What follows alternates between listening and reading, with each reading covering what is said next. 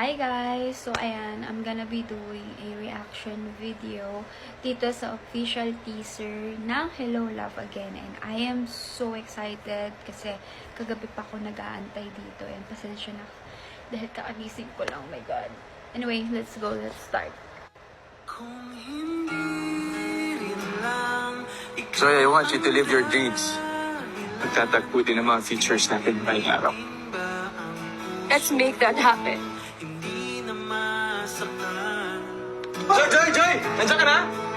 Joy is here in Canada! Parang iba yung excitement nung nakita ko si Katrina sa Canada na kasi diba, dream ni Joy yun na makapag-Canada. So, mamaya na tayo mag-chika. Let's go. I miss my Joy here in Hong Kong. Andyan pa rin kaya ako. Sa puso mo. Ilang babay pa ba to? Excited na ako makarating sa future na kasama ka. And we're now making that future happen. Time starts now!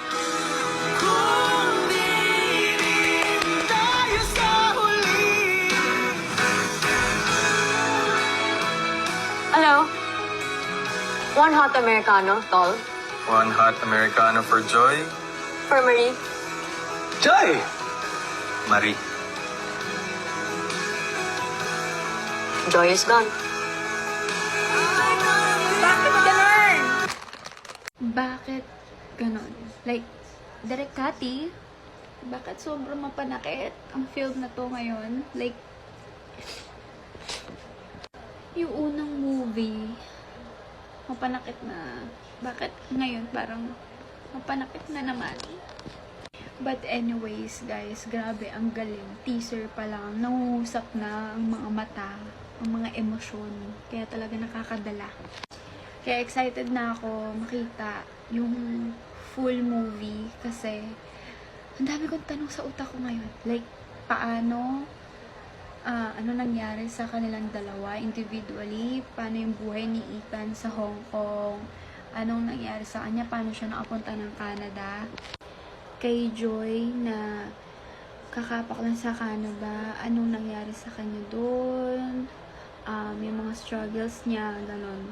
Paano niya na-overcome?